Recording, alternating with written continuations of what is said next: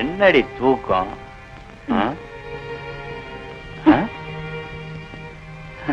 விடுங்க, இதுல ஒண்ணும் குறைச்சல் இல்ல. என்ன கோபம்? கோவப்படுறதுக்கு எனக்கு என்ன உரிமை இருக்கு? என் விதி தான் நொந்துக்கணும். என்னன்னு சொல்லி தொலை. எனக்கு போதில் இருக்கிறப்போ இந்த மாதிரி ஜாட மாதிரியா பேசினா புரியாது. நேரடியா சொல்லிடணும். ஆமா, போதையில இல்லாதப்ப மட்டும் எல்லாம் புரிஞ்சுதான் செய்றீங்களாக்கும். இத பாருங்க, நான் உங்க பொண்டாட்டி தானே. என்னடி திடீர்னு இப்படி கேட்டுட்ட? நீ என் பொண்டாட்டியா இல்லாம இருந்தா இந்நேரம் இப்படி உன் பக்கத்துல உட்கார்ந்து விளையாட முடியுமா? விளையாடுறதுக்கு மட்டும்தான் பொண்டாட்டியா அப்படின்னு நான் சொன்னேன்னா? பொண்டாட்டினா எல்லாத்துக்குமே தாண்டி. இந்த வீட்டுல எனக்கு என்ன உரிமை இருக்கு? சம்பாதிக்கிற பணத்தை அவகிட்ட கொடுத்துறீங்க. வீட்டு நிர்வாகம் பூரா அவ பாத்துக்கிறா. என்ன இருந்தாலும் நாளைக்கு கல்யாணமா இன்னொருத்த வீட்டுக்கு போக வேண்டியவா அவ. நீங்களே என்ன மதிக்காதப்போ யார் என்ன மதிப்பா? அடச்சி, இவ்வளவுதானா? நான் என்னமோ ஏதோன்னு நினைச்சிட்டேன். நாளையில இருந்து பணத்தை உன்கிட்டயே கொடுக்குறேன். நீ எல்லாத்தையும் கவனிச்சுக்கோ. திரும்படி எனக்கு போதை இறங்கிடுச்சுன்னா கழைச்சு போட வேண்டிய.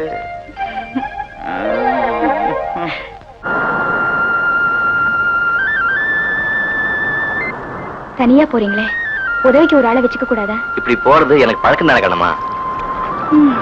இப்ப எல்லாம் அண்ணனும் வர்றதில்ல. புதுசா கல்யாணம் ஆனவங்க கொஞ்ச நாள் தனியா இருக்கட்டுமே.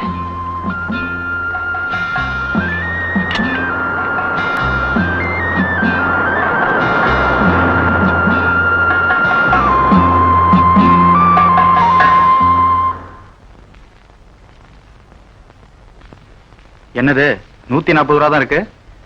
நீரோட்ட மேக்கால் இருந்தது, அதனால நிறைய மீன் கிடைக்கல. இன்னைக்கு போனவங்களே நமக்கு தான் இவ்வளவு, மத்தவங்களுக்கு 40 கூட தேரல. கொஞ்ச நாளா நான் வராம இருந்ததுல இருந்தே பணம் குறைஞ்சுக்கிட்டே வருது. 500 700 கிடைச்சது போய் இப்போ 200 100 ஆயிடுச்சு. எதுவும் உடையவம் பார்க்கலைன்னா ஒரு முழம் கட்டதான்.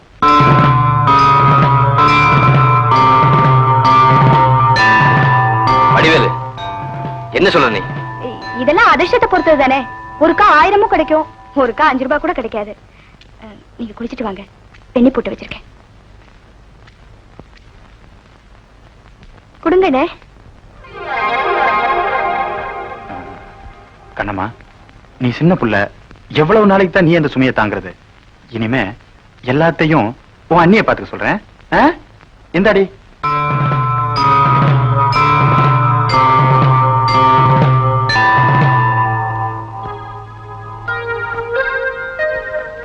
அண்ணி, இதுவரையில அண்ணன் தந்த பணம் இந்த வீடு வாங்குறதுக்காக உங்க அப்பா கிட்ட கொடுத்தது போக இனிமே கொடுக்க வேண்டியது மத்த கணக்கு எல்லாமே இதுல இருக்கு. கண்ணம்மா, இதுல உனக்கு ஏதாவது மன வருத்தம் இருந்தா உங்க அண்ணன் என்கிட்ட தந்த பணத்தை திருப்பி தந்துடுறேன். எல்லாத்தையும் நீயே கவனிச்சுக்க. இல்ல அண்ணி, இனிமே இந்த வீட்டுக்கு சொந்தக்காரி நீங்க கவனிக்கிறது தான் நியாயம். என்ன இருந்தாலும் நான் இன்னொருத்தர் வீட்டுக்கு போக வேண்டியவதானே.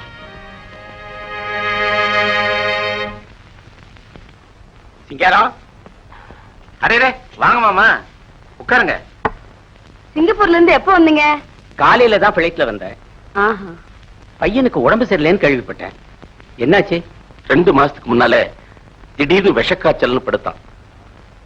1 வாரம் 10 நாள்ல காய்ச்சல் என்னமோ குணமாயிடுச்சு. ஆனா இது ஏதோ மூளை சம்பந்தப்பட்ட வியாதியா. மூளையை ரொம்ப கடுமையா பாதிச்சிருக்கு. அதனால எழுந்திருக்க முடியல, நடமாட முடியல, பேச முடியல மாமா. இவ்வளவு இருக்கும்போது இங்கேயே வச்சுக்கிட்டு இருக்க, பேசாம மெட்ராஸ் கூட்டு போக வேண்டியதானே? அங்கேயும் கொண்டு போய் பெரிய பெரிய டாக்டருங்க கிட்ட எல்லாம் காமிச்சிட்டேன். காலப்போக்கில் தான் குணமாகும்னு சொல்றாங்க. ஏதாவது கிரக கோளாறா இருக்கும். ஆமா, பையன் இப்ப எங்க இருக்கான்? மாடியில தான் இருக்கான். வாங்க போய் பார்க்கலாம். ரவி, ரவி, யார் வந்திருக்காங்க பாருப்பா. ரவி, கவலைப்படாத ரவி, எல்லாம் சரியாயிடும். சின்ன வயசுல எப்படி துருதுருன்னு இருப்பான், இப்படி அடிச்சு போட்ட மாதிரி கிடக்குறானே. வாங்க டாக்டர், உட்காருங்க. நான் சொல்லல, நியூராலஜி ஸ்பெஷலிஸ்ட் டாக்டர் பாபு, ஜமீன்தார் சிங்காரம்பிள்ளை. ஹலோ, வணக்கம். வணக்கம்.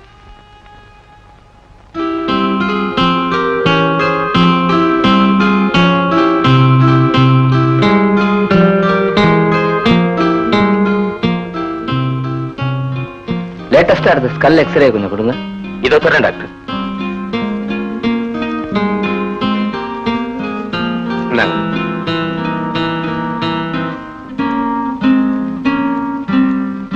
இங்கதான் பாதிச்சிருக்கு. கியூர் பண்ணிடலாம். We shall discuss later. Doctor, நீங்க என்ன நினைக்கிறீங்க? No hope. 3 மாசத்துக்கு மேல தாங்காதுன்னு நினைக்கிறேன். எனக்கும் அப்படித்தான் படுது. ஆபரேஷன் பண்ணாலும் கஷ்டம். கண்ணு கெட்டு போகலாம், கை கால் விளங்காம போகலாம். அப்போ உயிருக்கு நாம உறுதி சொல்ல முடியும். பாவம், ஒரே பிள்ளை உயிரையே வச்சிருக்காரு.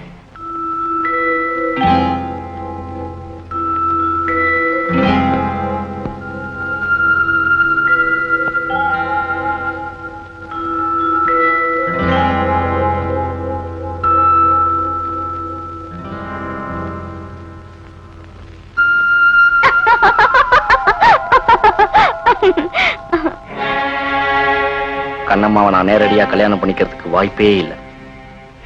அவளும் அவ அண்ணனும் நிச்சயமா இதுக்கு சம்மதிக்க மாட்டாங்க. அவளை அந்த முத்து கல்யாணம் பண்ணிக்கிட்டு போக விடவே கூடாது. இந்த சந்தர்ப்பத்தை பயன்படுத்திக்கிட்டா எப்படி? முதலாளி மகனுக்கு கண்ணம்மாவை கட்டி வச்சுட்டா முடியுமா? ஏன் முடியாது? சீமா வீட்டு மாப்பிள்ளையா தேடுற வடிவேலு இதுக்கு நிச்சயம் சம்மதிப்பான். எனக்கு கிடைக்காத கண்ணம்மா, என் மனசு நோக வச்ச கண்ணம்மா என்ன போலவே வேதனைப்படணும். இதுல இன்னொரு வழி கூட இருக்கு. 2-3 மாசத்துல ரவி சாக போறான். எதிர்காலமே பாலைவனமா போச்சுன்னு கண்ணம்மா தனிமைப்படும் போது அவளை அடையிற அதிர்ஷ்டம் கூட எனக்கு கிடைக்கலாம். அடச்சி, இப்படி நினைக்க உனக்கு வெக்கமா இல்ல? ஏன், என்ன தப்பு? பழம் கை கேட்டல. ரவிய நான் ஒரு துரட்டியா உபயோகிக்க நினைக்கிறேன். துரட்டி பழத்தை எச்சல்படுத்த முடியாதே.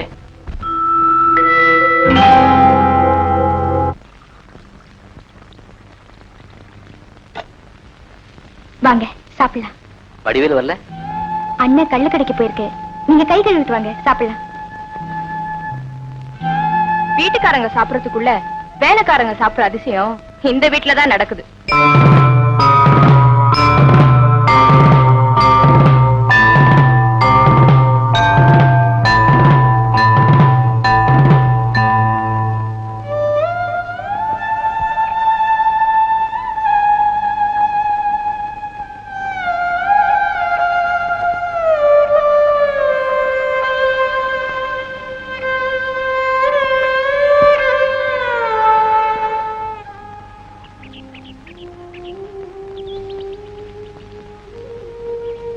இந்தாயா, எழுந்திரு சாப்பிடலாம்.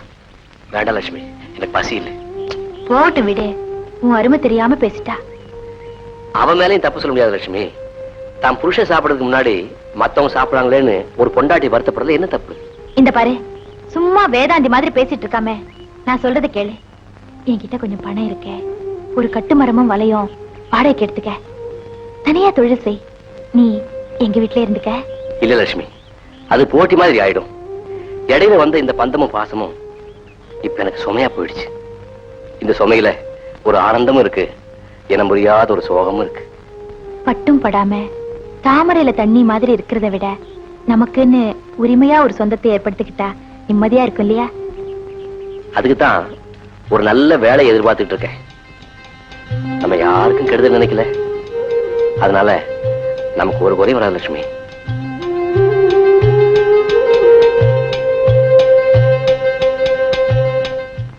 என்னங்க இப்படியே இருந்தா என்னங்க பண்றது? என்ன பண்ண சொல்ற? பெரிய பெரிய டாக்டருங்க கிட்ட எல்லாம் காமிச்சிட்டோம்.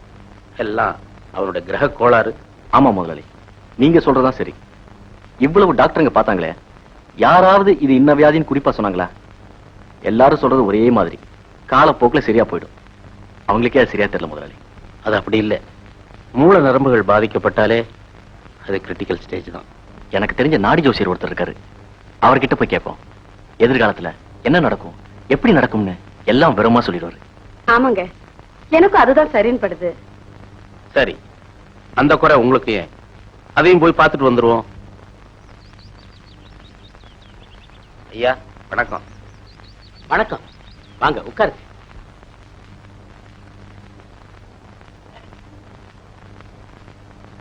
ஐயா, ஊருக்கு பெரியவரான உங்களுடைய ஏட்டை முன்னாடியே எடுத்து படிச்சு பார்த்தேன். நானே உங்களை நேர்ல வந்து சந்திக்கணும்னு நினைச்சேன். அப்படியா? ஏடு என்னங்க சொல்லிச்சு? முதலாளி, நீங்க ஒண்ணு சொல்லணும், அவரே ஏடு பிடிச்சு சொல்லட்டும். குடும்பத்து குணவதியை மனம் செய்வித்தால் அவளது தாலி பாக்கியத்தால் உங்கள் மகன் பூரண குணமடைவதோடு 3 மாத காலத்தில் உற்சாகமாக வாழ்க்கை தொடங்கிடுவார். நிஜமா தான் சொல்றீங்களா? ஆமா. யோசிற, என் மகன் இந்த நிலையில இருக்கிறப்ப அவனுக்கு யாருங்க பெண் கொடுக்க முன் வருவாங்க? அந்த கவலையே உங்களுக்கு வேண்டாம். வாரா வாரம் சிவன் கோவிலுக்கு சென்று சிவனை வழிபடுங்கள். அவன் சன்னிதானத்திலேயே உங்களுக்கு மருமகளாக வரப்போகும் பெண்ணை காட்டுவார்.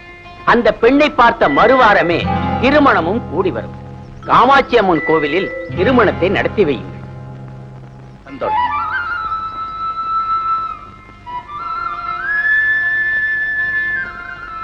இந்தாங்க. நன்றி. அப்ப நாங்க வர்றோம். ஐயா, தட்டை வாங்கிட்டு வந்துடுறேன். என்ன பாட்டி, திருப்தி தானே? ரொம்ப சந்தோஷம். இந்த உதவிய நான் மறக்கவே மாட்டேன்.